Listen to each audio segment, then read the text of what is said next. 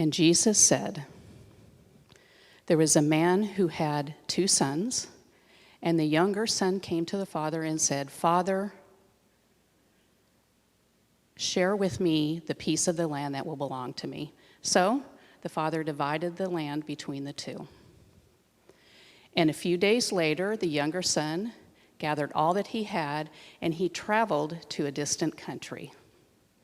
And there he squandered all of his property in dissolute living. And when he had spent everything that he had, a famine spread across the country, and he began to be in need. So he decided to hire himself out to a citizen of the country, and they sent him to feed the pigs in the field. He would have gladly eaten the pods that the pigs were eating, and no one gave him anything. So he thought to himself, how many of my father's hired hands have bread enough and more, and I am here starving to death? I am going to get up, I'm going to go to my father, and I'm going to say, Father, I have sinned against heaven and before you. I'm not worthy to be your son. I'm not worthy to be called your son. Treat me like a hired hand. So he set off to see his father.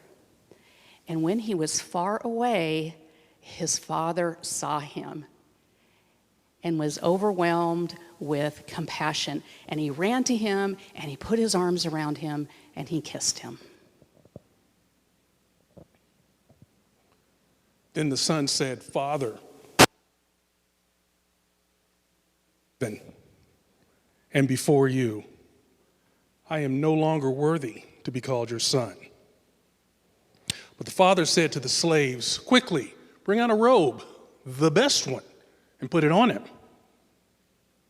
Put a ring on his finger and sandals on his feet, and get the fatted calf and kill it, and let us eat and celebrate.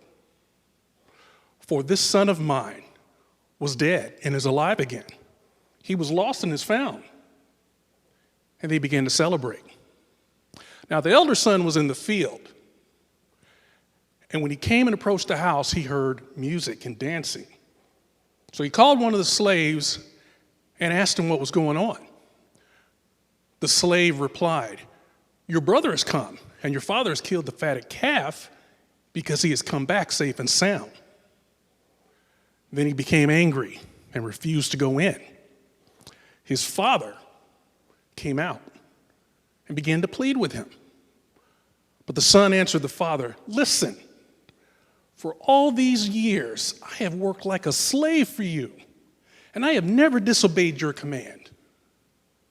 But yet you have never given me even a young goat so that I may celebrate with my friends.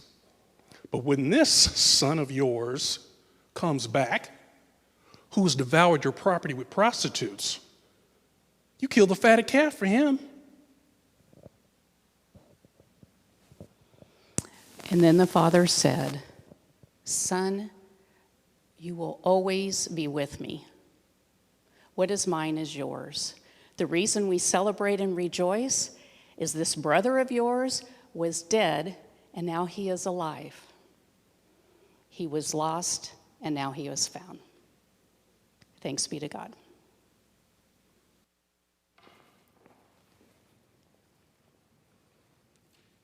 Thank you, Brian and Maureen, for sharing our scripture in such a meaningful way today. Let us begin with a word of prayer together.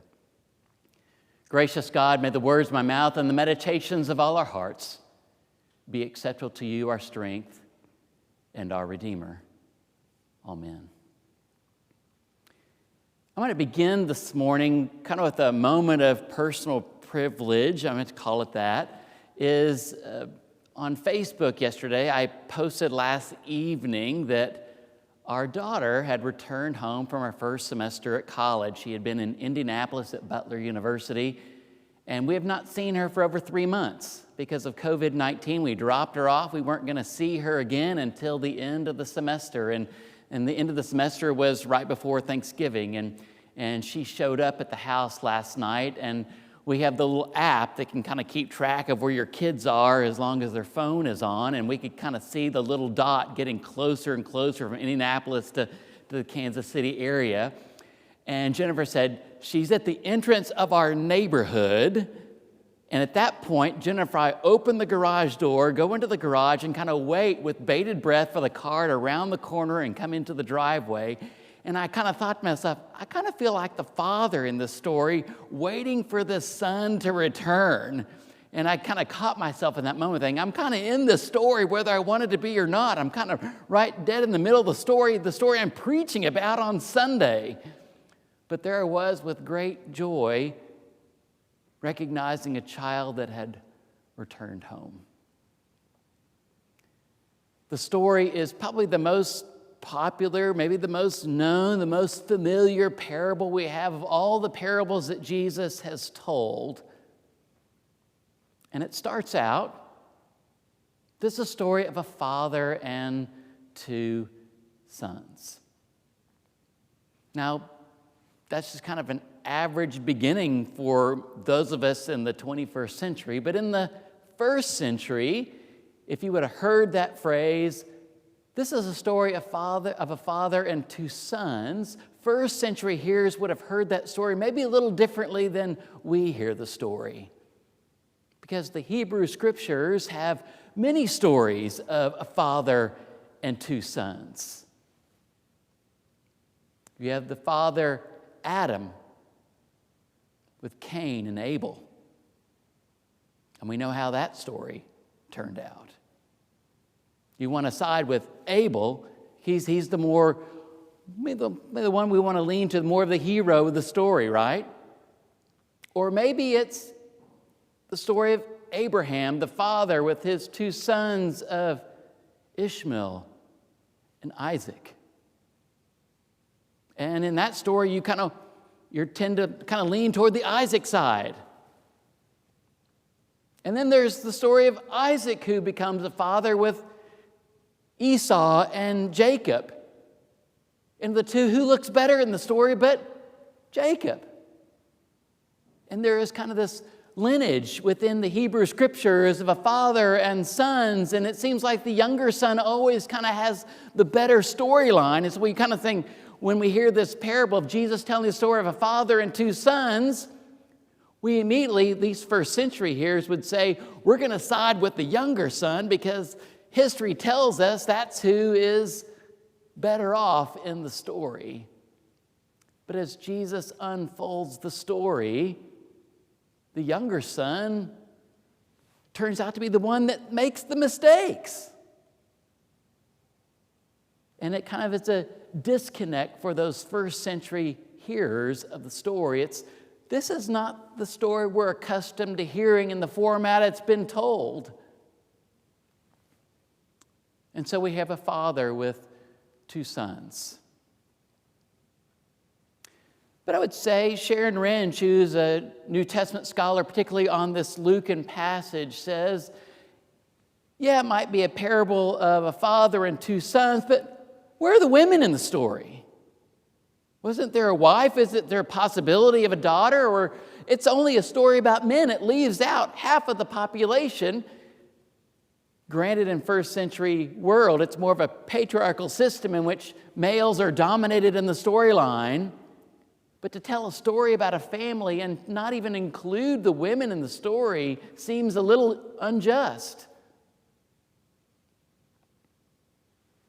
And then you kind of dive into the story a little more. You discern that this father actually has some resources available to him, and so much so that he's able to give a portion of his resources to his younger son so he can go off and figure out what life is like away from the farm. Sharon Rench would also say not only is the story not about women, it's also a story of privilege, of those who have financial means to be able to pony up so much of the estate of the household and give it to the younger son. It's really a story of those of more elite capabilities versus those that don't. And how many of Jesus' listeners of the day were on the margins, those that were living in poverty, those that were neglected, those that were on the outside looking in. Would have been a hard story knowing there's all this available resources in the story and they themselves don't have those resources. And then if we just dive into the story by itself and just try to unpack the story, as Tom said, it's often called the parable of the prodigal son. Or as we look at the whole two parables prior to, we have the lost sheep, we have the lost coin, and then sometimes it's been called the lost son. And we make the assumption that the lost son is the one that goes off and squanders that which he just received from his father. But it could be that the older son is the lost son, because when the younger son comes back, the older son pouts about it. He stands outside the party and goes, I don't think I want to go in. And so you have this interesting dynamic of who's lost in the story? Which son is lost in the story? Fred Craddock says it's not just a lost son, this is a lost family. And so you start thinking about it, there is dysfunction in this family from the very beginning. The younger son says, Dad, I want to leave you and my brother. I just want to go out and figure out the world. Can you give me my inheritance now? I mean, the gall of saying, you're going to assume I'm dead even though I'm alive, and you want your money now. I mean, this disrespect of family from the outset. It's dysfunction that the father even says, okay, and agrees to the deal. The father would say, well, that sounds like a nice idea, but son, that's just not going to happen. We don't have that either. The father goes, okay, I'll give you what inheritance you have coming to you, and does. And then when the son returns, the father willingly, like me, sitting in the garage, excited about a child's return, throws the party. And then we have the older son who finds out what's going on, doesn't know his younger brother has come back, and yet when finds out, says, I'm not going in. The father kind of comes out and realizes how upset his older son is in the story. There's probably a moment here when the father thinks to himself, maybe I should have had a better relationship with my older son, or we wouldn't be in this situation. Tries to have a conversation with him, tries to make a plea to invite him back into the house and say, please come and join us. There is a story worth celebrating. There is a story of your brother who thought he knew what he wanted to do and figured it out and realized that he needed a second chance in his life, and this is a second chance. Throughout the whole story, there is this family system that's based on assumptions. Surely my sons know, the father would think, that I love both my sons equally. But did the father's actions communicate that? Does he just assume they know that? Had he actually told them? Probably not, because of the way the sons reacted in the story. If the younger son knew how much he was loved, would he want to leave the house in the first place? If the older son knew how much the father loved him, would he have gotten so upset when the younger son came back? And then I think, what if I'm not anybody in the story? What if I'm the next door neighbor watching this family function? Kind of a blast to the past. There's an old sitcom called Bewitched, and there used to be Miss Kravitz in the house next door that always pulled back the blinds and looked across the street and think, honey, do you see what's going on across the street here? Imagine the neighbor thinking, what is this father doing, giving this inheritance, welcoming the son back when he claimed he was dead, and this older son who's pouting in the front yard outside, not wanting to go inside? I mean, just observe this family from the outside looking in. Assumptions and dysfunction and all this stuff going on in the family system. And Jesus in this parable says, this is a story of a parable of father and two sons, and they're all lost. They've all lost their way, and they all need a little help getting it back. But I think we get some little hints in the story of maybe this shift from dysfunction to health. When the younger son comes back, the father running out to meet him. And the younger son had this whole speech rehearsed. Father, I've sinned against you, and I'm not worthy, and can I just have some food? And maybe no things are going to be different when the father interrupts before he even has a chance to really rehearse the speech. I'm sure he's rehearsed from the pig farm to the house many, many times. Before he even gets the speech out, the father embraces him and says, we may not have had the best relationship before, but maybe we can have that now. When the older son is outside and the father goes out and saying, I think I've made some mistakes. I've really not told you how much I really love you. And yes, I can see how you could be upset about your younger brother's return. And because I've not communicated with you in the right way, maybe this is a fresh start for us. Maybe this is a new beginning for you and me and our whole family together. We get hints of conversations of health, that dysfunction is based on assumptions. We don't want to assume the other person knows how we feel.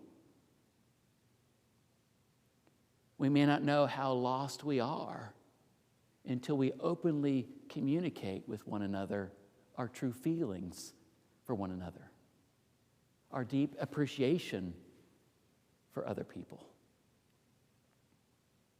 How important a card or a letter or a verbal expression to another person, how far that can travel and make meaningful relationship you want to be stronger.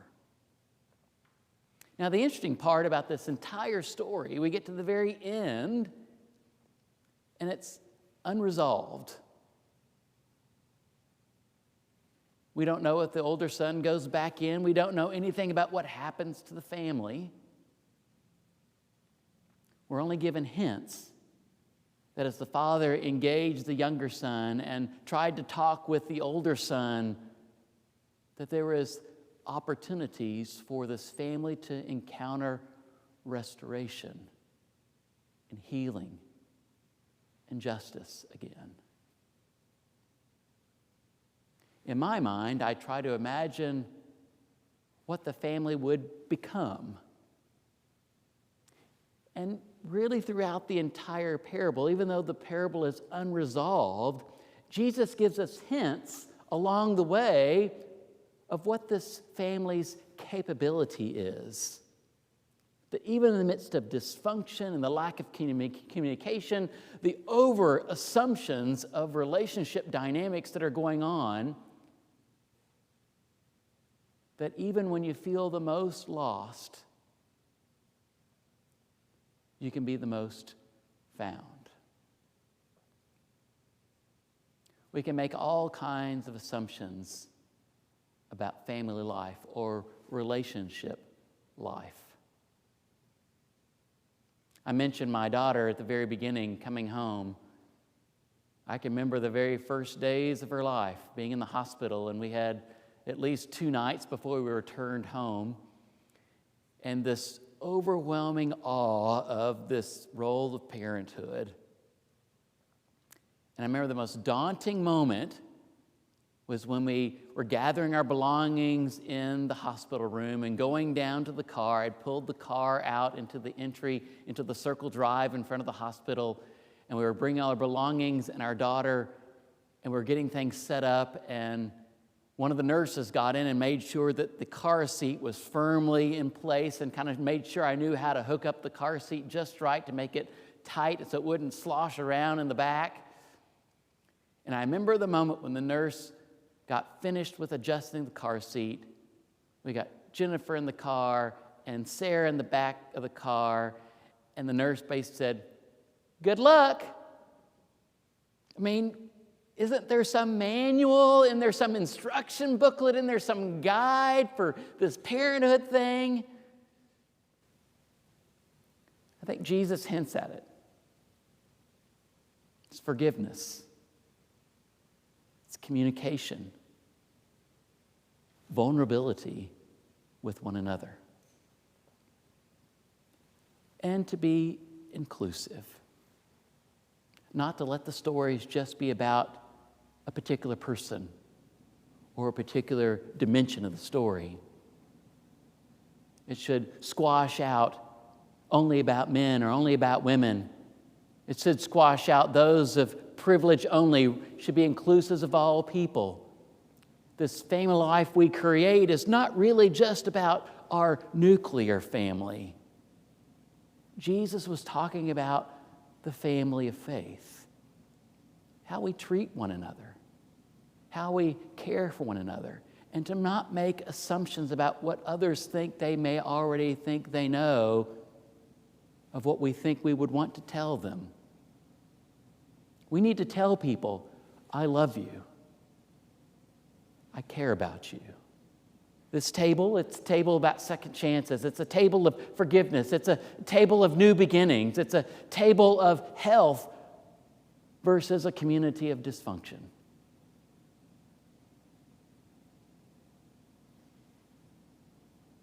The story started out with a father who had 2 sons. It's really the story of God's people trying to find their way in this world and needing God's grace and God's peace to show us our way home. Thanks be to God. Amen.